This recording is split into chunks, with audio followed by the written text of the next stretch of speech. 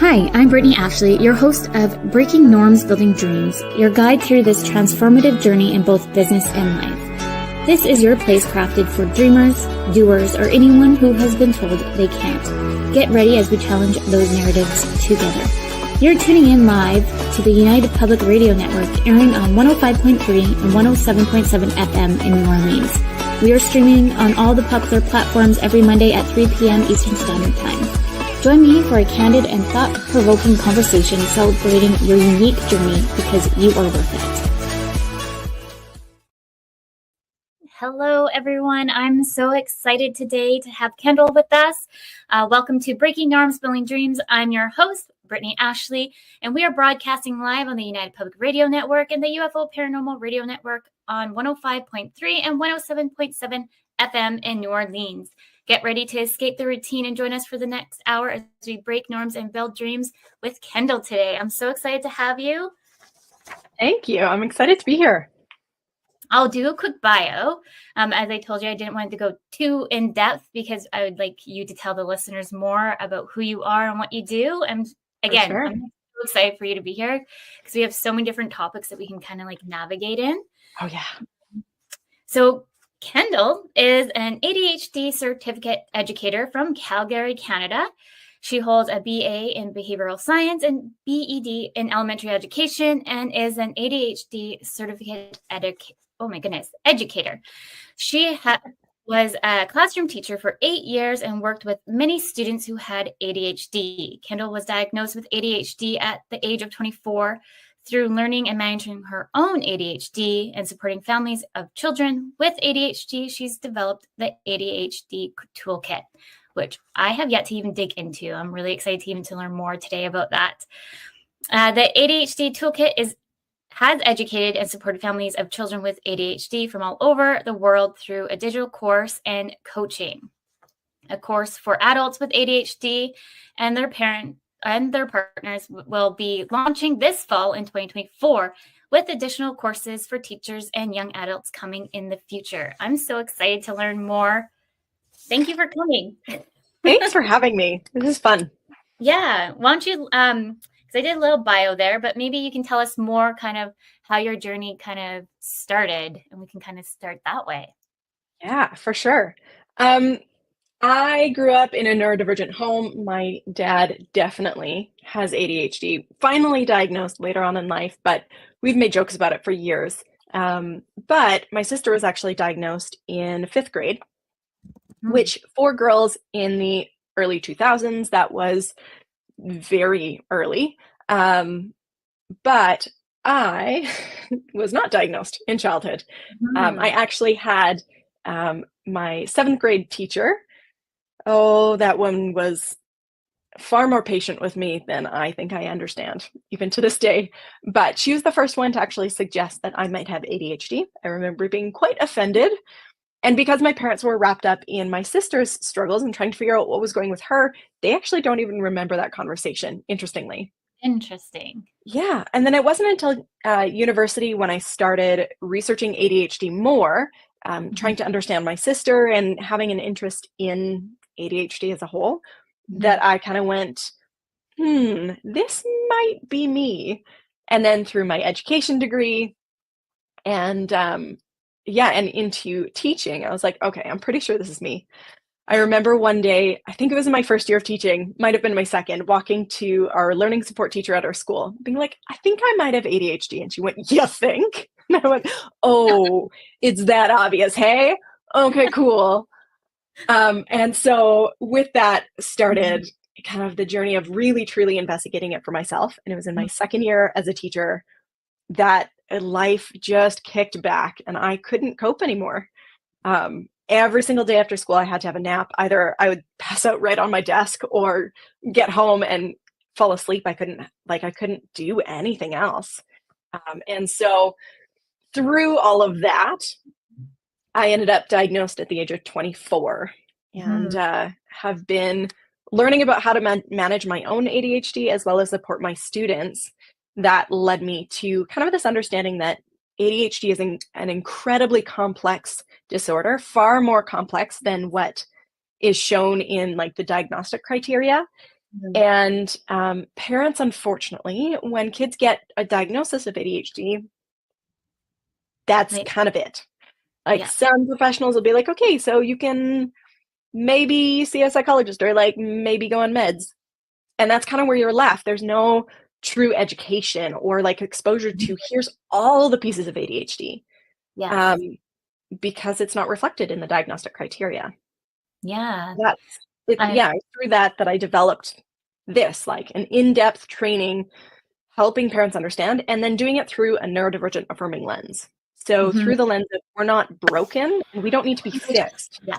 But that being said, the world is definitely not set up for us and it's a struggle to survive, let alone thrive in a Mm. world that is built so strongly for neurotypical brains. We just need different tools and strategies to be able to thrive in this environment. Yes. I love that. And I came across, I think it was your TikTok account actually, Yeah, and I made a just comment to funny. you. I know. I made a comment to you, be like, "Oh my goodness, I would have reached out to you knowing that you had that many followers on Instagram." It's funny, yeah, because TikTok is definitely by far my lowest reaching platform, and I'm okay with that. Instagram is definitely where I have the majority of Yeah, my community. So, but that's good. You know where to kind of show up and be there, and you can just cross promote. But when I totally. reached out to you, I saw a lot of your content, and it resonated a lot with me um, as I told you, I'm like self-diagnosed with ADHD, and we're doing like a two-part series. So for all the listeners, kind of understand, we're doing this one particularly on kids, Mhm. and then we have a next one. I should have wrote that down. It's in, I think, June, I want to say, Yeah, or it's this sometime later. It's week. later. Yeah, it's later about as adults a little bit Yeah. more and understanding how we can kind of navigate with ADHD. So I'm so excited to have like a two-part series. So please come back and have more questions, but really throw your questions in the chat as we kind of dig into this. But yeah, I Mhm. really resonated a lot with your content because as somebody also just navigating it, not just with for myself, but understanding it for my kids because you might be Mhm. able to touch on this if anyone's listening, because I can see that there's some listeners that it's hereditary. Um, Highly, highly hereditary. So, twin studies have shown that ADHD has the same heritability factor, or like how they qualify it numerically, but it has a similar heritability to human height. So, when you look at twin studies, the equivalent height in twins and how genetic that is, same thing with ADHD. It is so heritable. So, studies show that if one parent has ADHD, each mhm, child has about a 50% chance of having ADHD. mhm. And it and I also mentioned too, I have dyslexia. So the combination of the Mhm. two, like I'm always like I can't Common. wait to dig in more, but I definitely know like those with dyslexia, it can be passed down. I don't know if you know exactly if it's more like female to female that it's more likely or So ADHD is interesting. They found for sure a handful. I want to say I can't remember the latest number, but it's about 11 or 12 different genes that are directly contributors to ADHD. There Mhm. are 40 plus genes that are potential contributors to ADHD. Okay. And what they found is the more of these genes you inherit, the more extreme or severe your ADHD traits will be. Gotcha. Yeah. Interesting. Because I just wondered too, like, because we were just talking about like when you got diagnosed, how many might not even know that they have been also might have some of these symptom or not. I don't even want to say symptoms. Traits. I call them Traits ADHD that, traits. thank you. I'm like, I don't really want to say symptoms. Traits that kind of been slipped through the cracks, especially for Hmm. young girls. Yeah. Because I have a young girl and I'm just super hyper vigilant on this. And so, is there anything you can kind of recommend for parents who have kids that you kind of know that ADHD runs within your family? Any things to kind of like watch for? Yeah, I think, there's so many part of what makes ADHD so incredibly complex is Mhm. that there are so many different traits of ADHD, and each one of them can present more strongly or less strongly for each of us. And then each of those traits can be more internal or more external. So as an example, organization is an executive function that is impacted by ADHD. So externalized struggles with organization is looking like their room is a disaster and they can't seem to keep it tidy and organized. But internalized struggles with organization could look like struggling to put their thoughts in order in a way that makes sense, or struggling to even structure sentences in a way that makes sense, struggling to get their ideas out in an organized fashion. So there's externalized elements and internalized. And I think one of the most beneficial things that parents can do is get educated on the breadth that of ADHD traits, because it is so broad and it really does affect every area of our life. Yeah. And I'll just kind of talk to like my kiddos, just because I went through my own, I think I can pick up, like I was talking to you, I pick up on a few things that maybe some people might not, that have experience as a growing up. So like my daughter, I find she gets very, like, she does not like to lose at a game, and very emotional and very, I was just talking to the pediatrician about all these things. And so they're like, so we have like all these things now that we're trying to watch for, because at the end of the day, we want to make sure that she's set and ready to go when she's within school, because unfortunately, kiddos, if they're late in diagnosis and they're struggling in school, like with exams or any kind of the structure, we can try to mitigate that now than later, because the anxiety about all that. Yeah. And girls in particular tend to cope with their ADHD by leaning into people-pleasing and perfectionism. Now, that's not true for every girl, nor is it true that every boy presents, another way. And we know that, there's differences in gender, and biological sex, as well as gender and gender presentations. So none of this is like set in stone, girls are this way, boys are this way, because that's not true. But as a generalized way of looking at it, girls tend to lean towards people-pleasing and perfectionism and internalizing their symptoms or their traits. And because of that, girls are a lot harder to identify. The other thing to be aware of with girls is that dopamine, so one of the struggles for people with ADHD is we lack dopamine, or we're not able to appropriately use dopamine that's available in our brain. We struggle with dopamine. And dopamine is impacted by estrogen in our bodies. And so as soon as girls, we have a cycle, we have a monthly hormonal cycle, then our ADHD traits wax and wane throughout the month.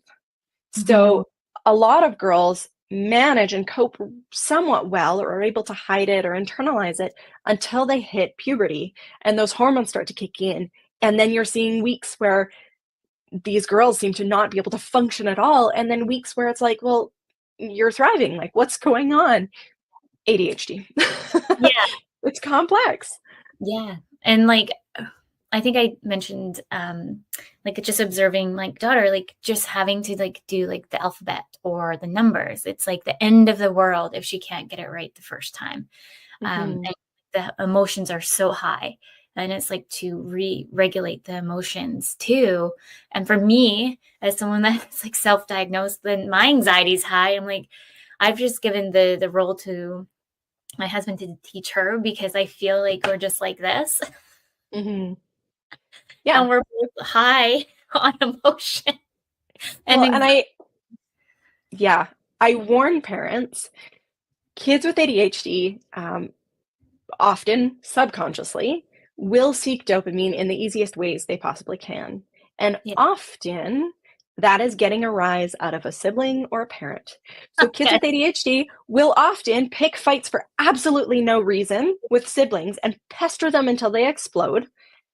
And that is actually not a function of them trying to be obnoxious. It is their brain desperately trying to seek dopamine. And that is a really, really easy source of dopamine.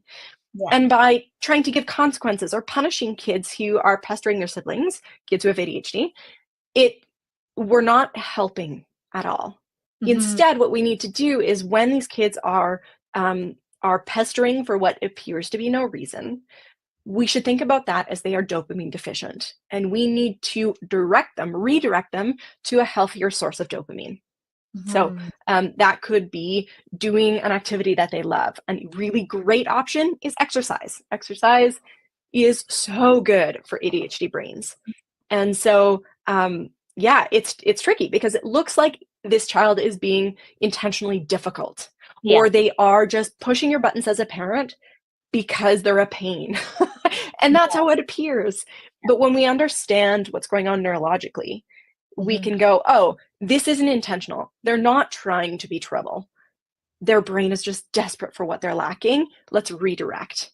So, I think maybe something that might help the listeners is to go through some broad categories of things that are areas that are impacted by ADHD, or ADHD traits, if you will. Yeah. So the diagnostic criteria in the DSM, the Diagnostics and Statistics Manual that we use to diagnose ADHD, are 3 big categories. So inattention, which is the wrong term. What it really is dysregulated attention. Sometimes we don't have enough attention. Sometimes we have way too much attention. That's called hyperfocus. So inattention or dysregulated attention, impulsivity, and hyperactivity.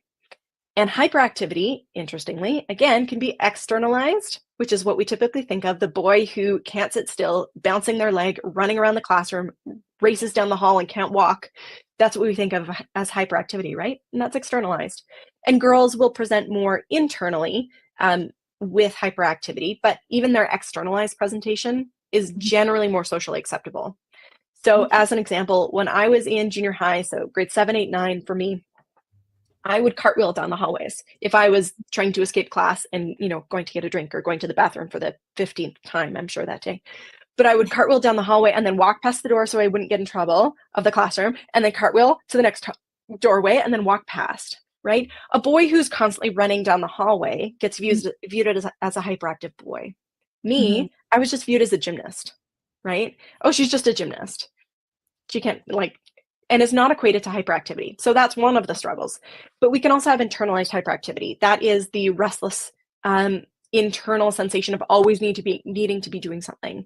And a sense of almost anxiety over what I'm missing and not being able to relax because we always have to be doing something. It can be the bouncing thoughts from thought to thought to thought to thought with no time to pause and really consider anything.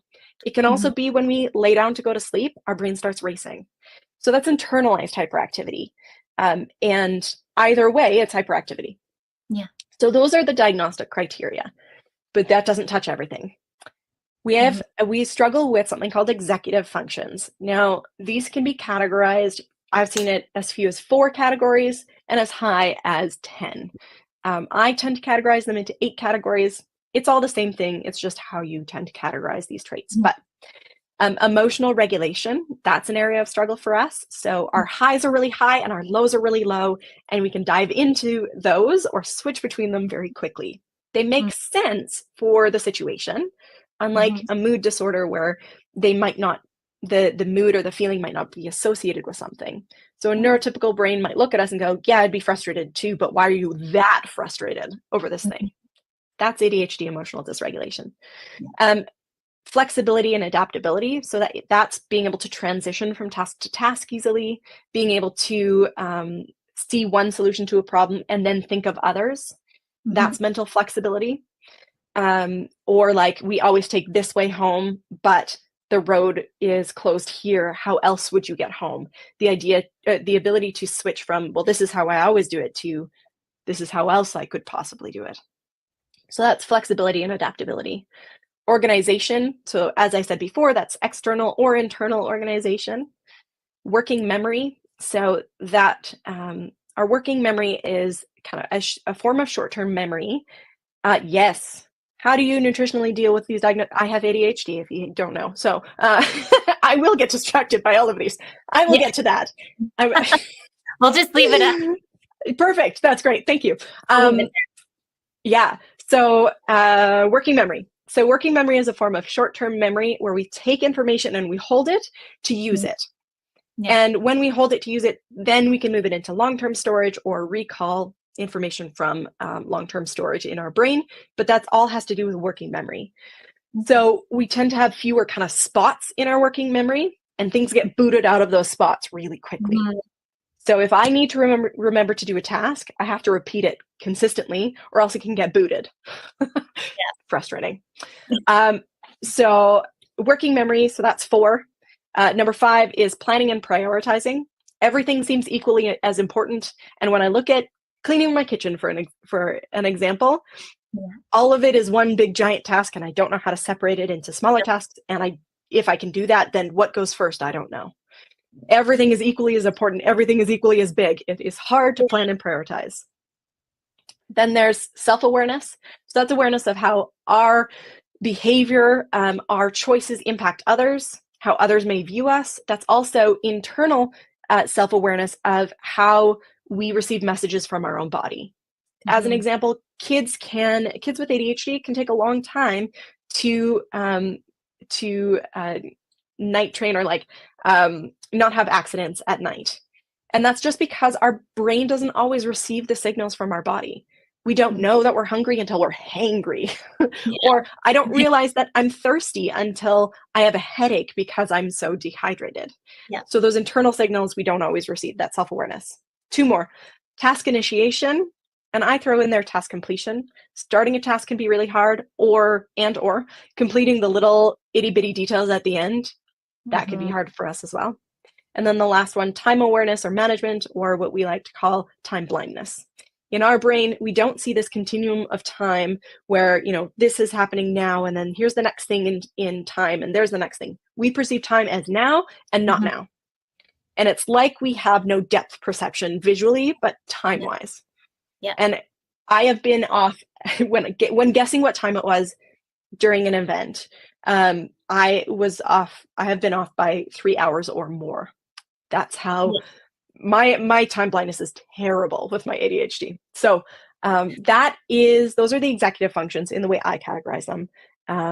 And all of those are impacted to different degrees for each of us with ADHD. But it is important that executive functions are impacted for it to be ADHD.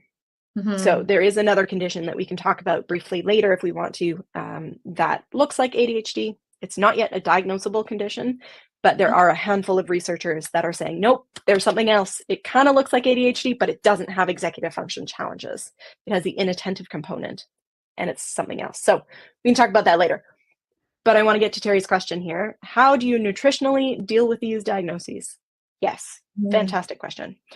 There's a lot of talk out there in the world about, as an example, red food dye and how it impacts those of us with ADHD. Nutritionally, nothing will fix ADHD. Nothing nutritionally will correct or improve ADHD. But having proper nutrition will take us to kind of our base level of ADHD traits.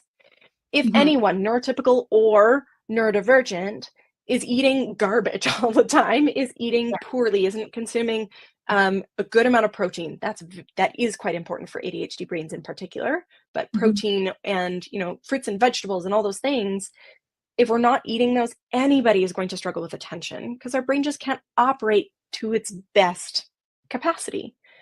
So eating well, having good nutrition, making sure we're getting adequate sources of protein and vitamins and carbohydrates and all the things will ensure that we are operating at the best we can at a base level of our ADHD traits.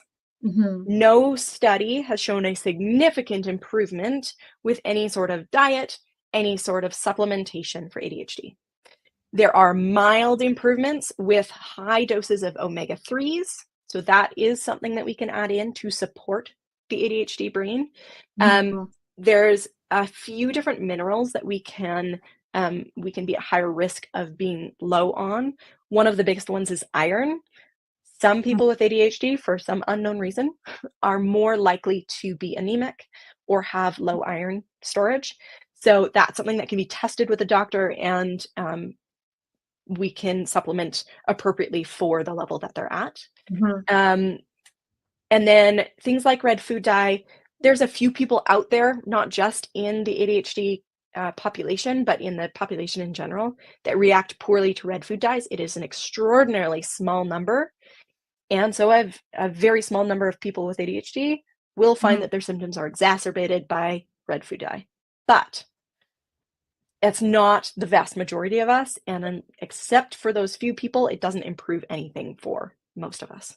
So that, yes, I have heard of Dr. Amin, and I have issues with some of the things he says. Some of the stuff he says really, really lacks scientific rigor behind it. I think there's a lot that he does well. A lot of his discussion he does well, but there are a lot of concerns out there in a lot of the research community about some of the stuff he says. And there are similar people who talk about ADHD as only trauma, and that is also not justified in science. Yeah, so there's a handful of people out there that will tell you that it can be resolved with just supplementation, but it's not. Yeah. There are actually, sorry, I'll just add one more thing. There are brain structural differences that we can note, and connectivity differences, and that's never going to be resolved with nutrition.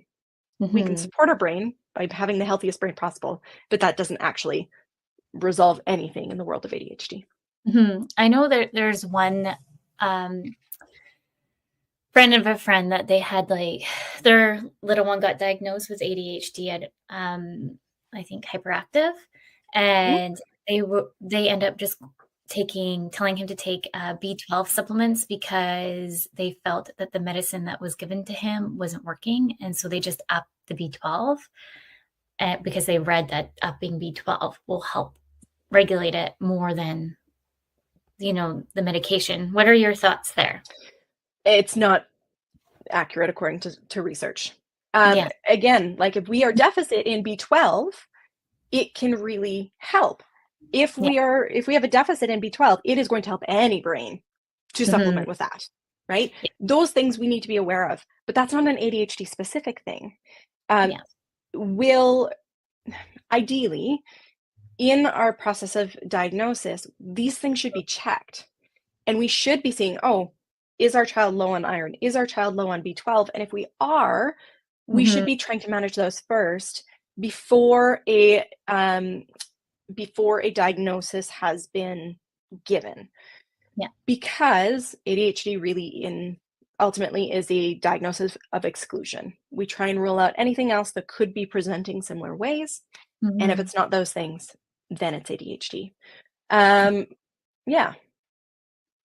Just reading. It's there. I'm just looking at the time before we go into the next question. I'm just going to say this now. Sometimes I get really lost in the conversation lately, and I've been forgetting to do the midway. Thank you for our listeners. So for those just tuning in, you're listening to Breaking Norms, Building Dreams. We are live on United Public Radio Network and UFO Paranormal Radio Network 105.3 and 107.7 FM in New Orleans. We have 30 minutes left, so we can go in many different directions for that. Maybe because I did briefly talk about just the medication, I find there's just so much information out there for parents to kind of read and kind of get lost, and then nervous too, because you don't want to necessarily give kids medication not knowing what it is. So maybe we can kind of dabble in that. Totally. For those that are interested in having a research-based understanding of ADHD medications and what they all actually do, I did a whole 40-part series on all of my social media channels, Instagram, Facebook, and TikTok, that walks through the very basics to what are the side effects, is there a chance that it could cause cardiovascular disease? I look at the studies and what they say, and I present that information in small bite-sized amounts. I also do a whole week in the course that I teach on ADHD treatments, including medication. ADHD medication, we have a few different classes of medication. So we have stimulants and non-stimulants. Stimulants are broken down then into two categories, amphetamine-based and methylphenidate-based. No, we're not giving our kids legal meth. It is different. Just throwing that out there. Yes, we are giving them amphetamines. That doesn't mean we're giving them methamphetamine. Yes. Although, side note, a legal form of methamphetamine is actually an approved treatment in the US for ADHD, but nobody really gives it. But it is technically. Okay. I don't think it is anywhere else in the world. So, yeah, interestingly, just random side notes because I like doing those. So we have methylphenidate-based and amphetamine-based stimulants, and then in non-stimulants, we have a Strattera or amoxetine that is a norepinephrine reuptake inhibitor. And then there is an alpha-2 agonist, which is clonidine or guanfacine are the two medications in that category. Stimulants provide, they help our brain produce more dopamine and norepinephrine, which are the two neurotransmitters that we lack. And then they can also slow down the reuptake. So in a neuron, I'm trying to keep this relatively simple, our neuron releases dopamine, it attaches to the next neuron, and then anything extra gets vacuumed back up for reuse later. Our vacuums can be overactive and go too fast, and so not allow the dopamine to actually exist long enough in the synapse for it to be effective. And so what the medication does is it helps create a little bit more and then slow down those vacuums, so there's more available to us in that synaptic gap.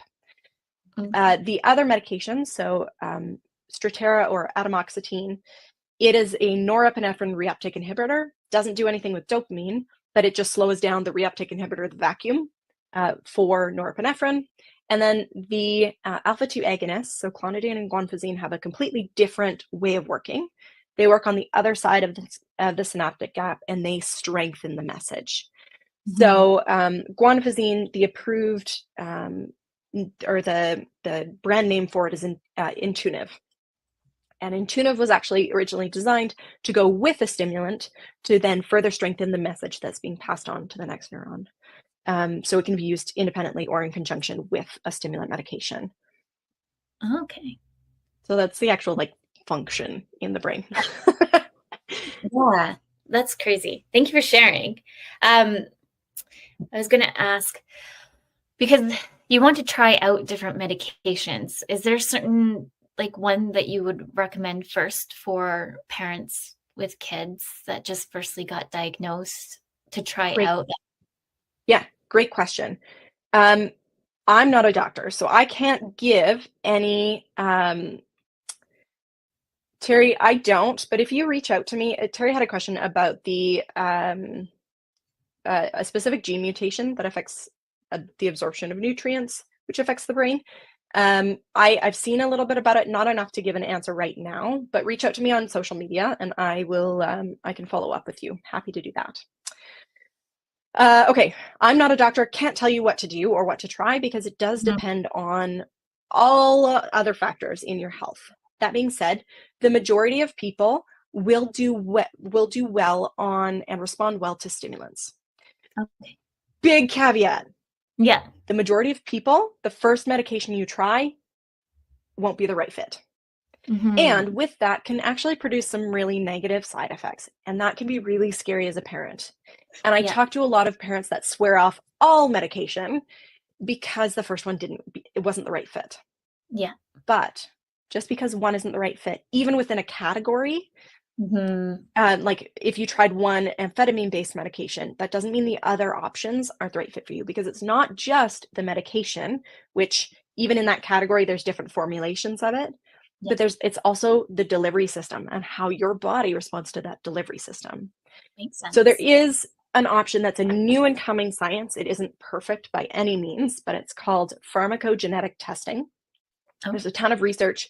My home city, the hospital, the Children's Hospital and the university are doing some collaborative research on prescribing ADHD medications based on pharmacogenetic testing. But there's research being done all over the world. There's a bunch of companies where you just send off a cheek swab and they look for different genetic genetic differences that can impact the way that we process medications, including some ADHD medications. Doesn't cover all of them right now, but it can give you a place to start if you are worried about the shot in the dark type plan that we have right now, which is this is what the doctor thinks might be the best fit to start. And then if that one's not right, let's try something else. And then if that one's not right, try something else. It's an unfortunate way. There's a few people like me who found the right fit on the first go, and that's fantastic. And then there's people like my sister that it took 4 or 5 different ones to find the right fit. But finding the right fit has been so positively impactful. And she's so thankful now being an adult that my parents went through that process of trying to find the right fit, even though it took a while. And also too, I'm just going to say, like, along the lines of, like, I have a friend just going through the similar thing, and I feel like he's old enough to understand his body and what works and what doesn't work. And maybe kids, like, I don't know what age, you might know what age they might start getting medication at. They might still not know what's working and not, and that is actually working for them, because they might not be able to fully advocate. I don't know your thoughts there, because I find like just even asking, like, my daughter who's almost 6, certain questions, I feel like it's really hard to kind of get a clear answer on that. So totally put them on medication. I don't know what age they actually would even start it at, actually. So in Canada and the US, typically medication is not recommended until 6 unless it's severe. In severe cases, it has been studied as young as 3.5 and has proven to be effective and safe. Now, the research also shows that it is safe and effective, although less effective than when kids hit about 6 years old. So, and so that is, sorry, I'm getting distracted by that. Kind of stuff on the side here, trying to refocus here. I gotta change my sitting position. Maybe that'll help. True ADHD right here. Yeah. Oh, that's the nice thing. I have the lived experience that I get to talk from too. Yeah. So that being said, there's also some really interesting research that's come out, and more studies are starting to show the same thing, that there is a neuroenhancing effect of taking stimulants over a longer term. And in that, we can actually see long-term improvement in areas that are traditionally a struggle for the ADHD brain. So that's really promising, as well as there's more and more research to show that giving medication, particularly stimulants, but medication, earlier on is way more beneficial than waiting until things are, quote unquote, bad enough. Yeah. The reason for that is that there's a lot that we can actually save kids from by giving them access to medication earlier on. Kids end up socially isolated often when they have ADHD because of impulsivity and inattention and missing social cues and all sorts of stuff. We can actually save them some of that social isolation. We can save them from becoming behind in school.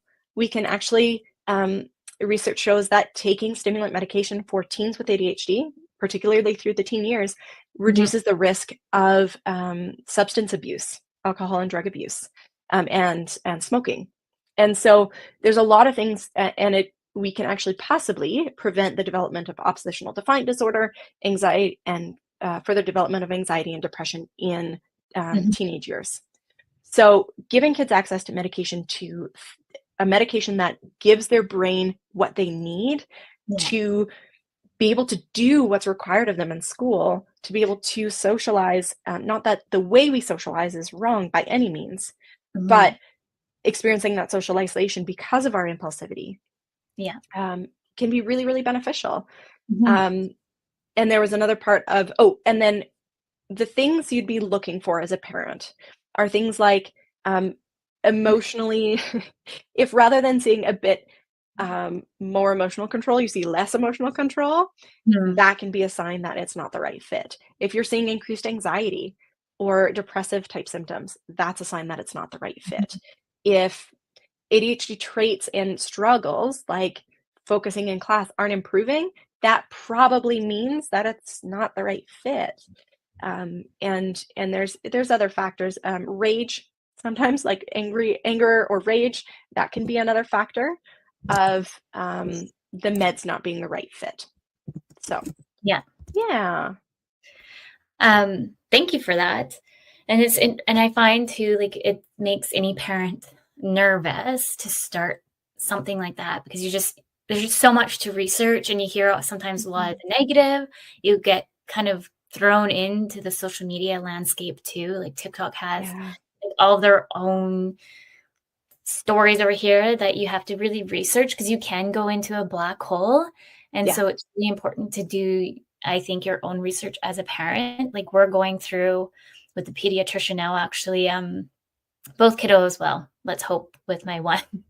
My son is scared of needles, so we have yet to get blood taken. But with my daughter, I've requested to check the iron, just check everything else, just because of certain signs that I have seen. So, and then just making sure to cross the T's and making sure we can get things going as much as possible now.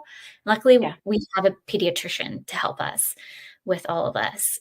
And I just want to say she's the sweetest lady I've ever met. To help. Nice.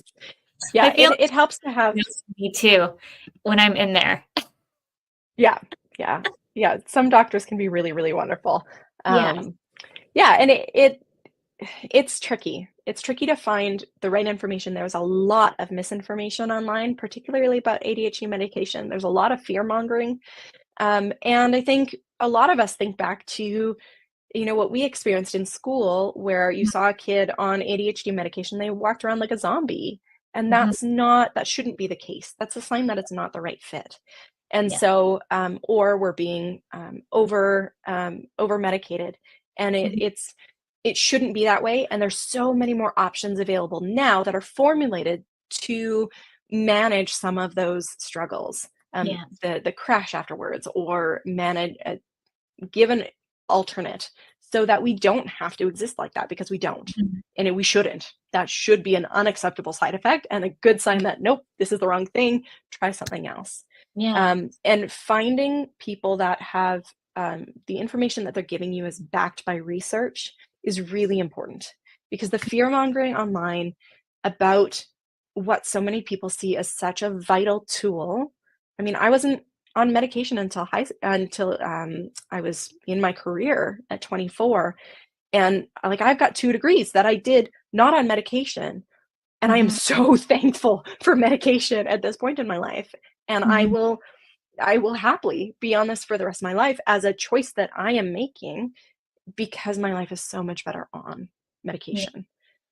So there's a lot of fear, and I get that. I encourage people. I did this 40-part series not because it was a hit with social media platforms. They were not happy with me that I talked about this for so long. But my goal was to provide parents with free, accessible information that was research-based and real and true. And I'm not okay with the fear mongering out there, because parents have enough on their plate. You've got enough overwhelm, and ADHD medication isn't the right fit for everybody, but it's like glasses. It's like giving our brain glasses. It really is what it's like. It's not this scary, well, you failed as a parent, so now you have to medically straitjacket your child. That's not what it is. And nor should it appear that way. It's just another tool in our toolbox. Yes. Because you said that you were a teacher for about 8 years. Do you have, if there's any teachers out there listening, because I've had friends who are teachers ask me questions of how do you kind of spot one in the classroom? Because I find, or how to provide aid for them in the classroom. So the one example I know, what we put in my daughter's document, she gets easily distracted. So we've put her in a group that is kind of more or less in a less distracting group, so she can focus over there. Yeah, there's a lot of accommodations that we can provide. Unfortunately, there isn't one here's your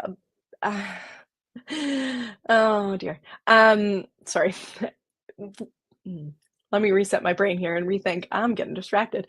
Okay, there isn't one blanket strategy that will work for every child because Mhm. our ADHD traits present so differently.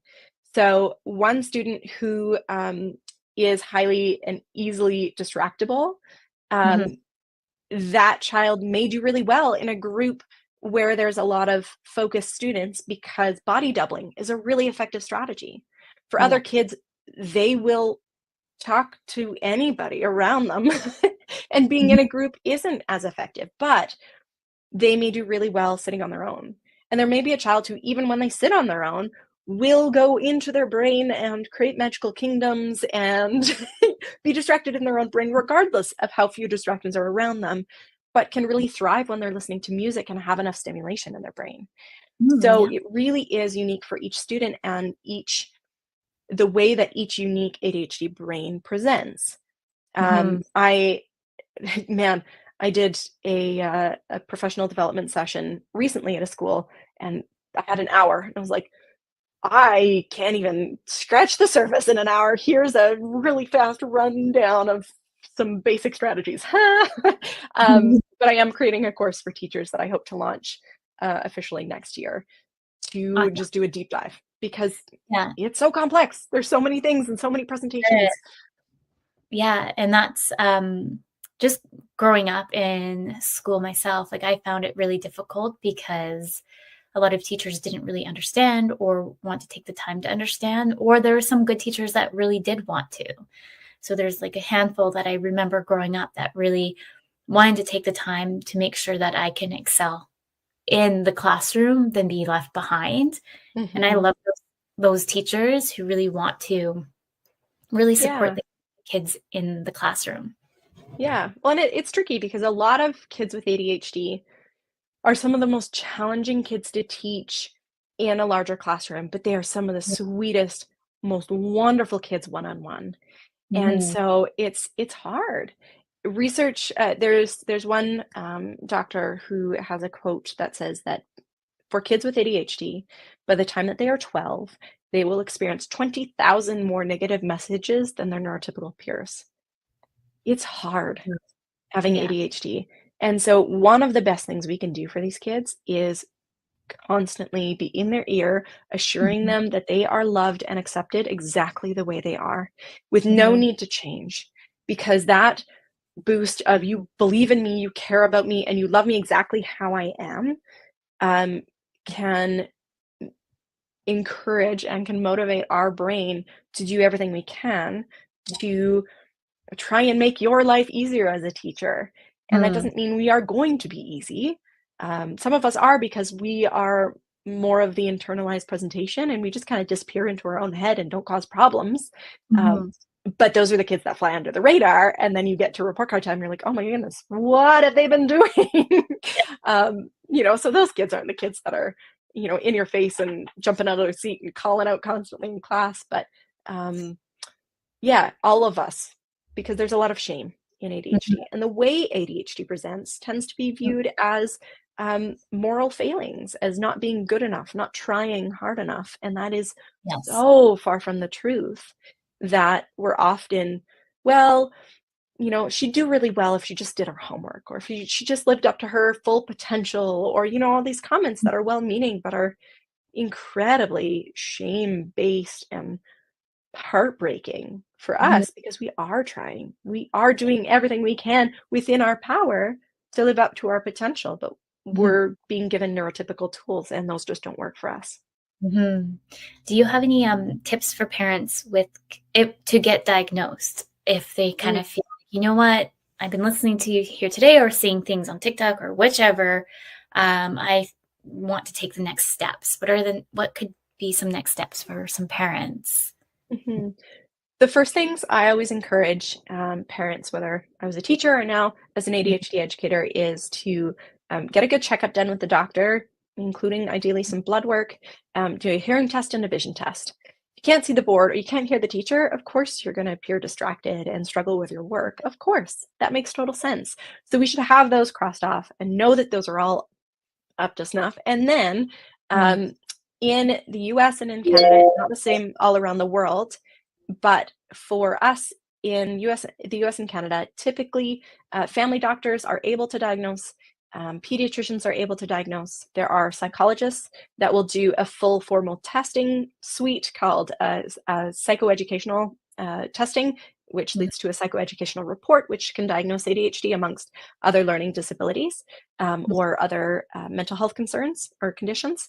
And then a psychiatrist is the other person who can do very similar testing, and they are just also able to guide you on that medication journey. But your family doctor or pediatrician could also do the medication journey. So if you are looking like we need help right now, we are drowning and struggling, go to your doctor. That is going to be your fastest route to diagnosis if your doctor is comfortable diagnosing.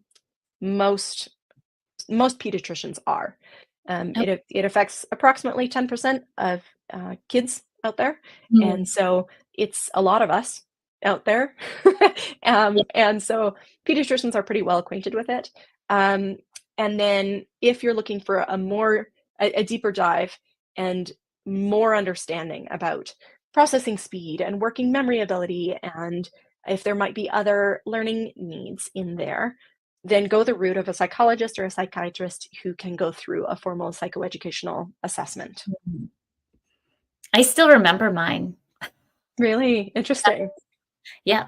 I don't know why, but I remember it. I remember like walking into this room and it was stinky and he was old. That's funny. It was like 2 days. Like, I don't know why. That's what I remember. Yeah, totally. For a while, we had a psychologist at our school where I was teaching who knew that I had ADHD. And of course, teachers have to fill out these forms. And she'd hand me another one and be like, okay, I can do this. Do you want me to just read it to you and I'll fill it in for you? I'm like, yes, please. Thank you for accommodating my ADHD. I appreciate this. So, yeah. Amazing. I'm just looking at the time here. I had like maybe you want to talk a bit about your toolkits for, because we haven't really fully dove into that. So anyone listening, they can go into your website and get all the stuff that they need. So 3 times a year, I run the ADHD Toolkit for parents, testing right now, one for adults, and there'll be a teacher one and a young adult one eventually down the road. Amazing. But it's a 12-week super deep dive into ADHD. So I go through, week 1 is all about ADHD. Week 2 is all about treatment. I look at what works research-wise surrounding treatment.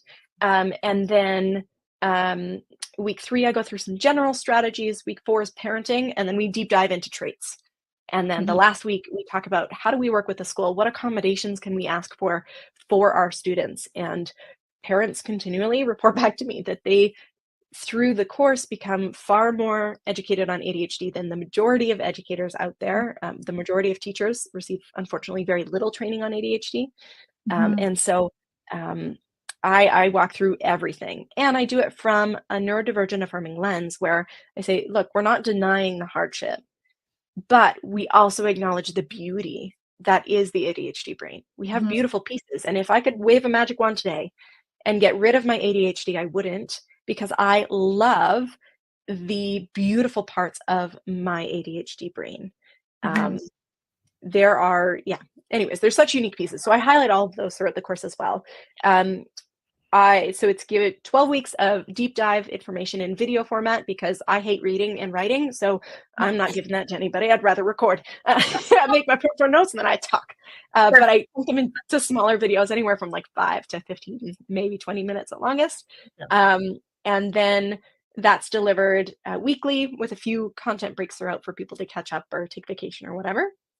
And then from there, I also provide group coaching. So the ability to get on to calls with other parents in similar spots to you with the same learning as you and ask questions. Or I've had parents say like, hey, things fell apart this weekend. Here's what happened. Can you help me figure out what I can do better next time? Or how can I support my child through this emotional event or this struggle with managing their Easter candy or, whatever it is. And we walk through it together. There's so much benefit from seeing other parents and hearing other parents' questions, because often other people ask the questions we didn't know that we should have been asking. I had one parent when I was testing the course, actually walked me through their child who was really struggling with having a very negative mindset and complaining all the time and that kind of stuff. And so I was walking the parent through and said, we know that depression is comorbid with ADHD. They go hand in hand sometimes. You really need to have your child assessed for depression, along with here's a bunch of strategies. And another parent on the call went, oh my goodness, that's my child, and went and had their child assessed, diagnosed with depression. And then they accessed medication for their child. And for the first time in 3 years, they saw the light at the end of the tunnel because of what another parent asked. Right. So the beauty of group coaching and getting together. And then I have a private community as well on Facebook for parents to get in and support each other and celebrate the wins and commiserate in the hard together, because that's important too. And yeah, so I run it every September, January, and April or May start, depending on how the year falls. But yeah. That's so exciting. And then I have up here, register for September's cohort. Did you want to talk a bit more about that? Because it closes at a certain time, or is there a wait list? Yeah, so I do an application process just because I want to ensure that this is going to be the right fit for everybody that comes in. And I do limit my cohorts to 30 right now so that I can support parents really well. I'm very active. It's not just here's the information and you never see me again. You get lifetime access to all of the video content in the course, as well as any future updates. But I'm super involved throughout those 15 weeks that we walk through the material together. So I limit it to 30 people so that I can be well invested in these people. And like, man, I get sad when these cohort ends. I cry. I miss these families. It's strange, really, like strange parasocial relationships, but I love these families so much. So 30 families max at this point. So I have an application process. It is open from now until the course is full, or we start, which is, I believe, September 9th is the start date for this cohort. There's right now I have a 6-month payment plan available, and I'll have that available until the end of June. So if people are needing that extended payment plan, that's available. Otherwise, you can save a little bit if you do a single payment, or there's a 3-month payment plan always available as well. Yeah. And then for this freebie that's on the screen, this is a part of I think almost 20-part series that I did on social media. If you want to check that out, about our kids with ADHD who fall apart after school at home. This is called Restraint Collapse. And I talk about spoon theory, and I've created this idea of a transition menu, a way for kids to have autonomy in choosing things that help them restore their spoons, restore their executive functioning capacity as they transition from school, where there's a lot of output needed, and they try and keep it together and mask at school and focus all their energy and effort on getting school done, and then they come home and collapse because they've got nothing left. So a way to transition a little bit more smoothly. That's amazing. I'm going to check that out for sure. Yeah. Well, thank you, Kendall, for coming in. Thank you for all our listeners, the questions. Thank you for everyone who did participate, because we had a good chunk of questions coming in there. The United Public Radio Network and the UFO Paranormal Radio Network. Next week, we welcome Nadine back, our life coach, with a special guest, Ruba, and we're going to be talking all things parenthood, struggles, and motherhood. It's going to be a 3-week series, really, of all the good stuff. So with that, until next week, remember, your journey is unique and your worth is unquestionable. Thank you, everyone.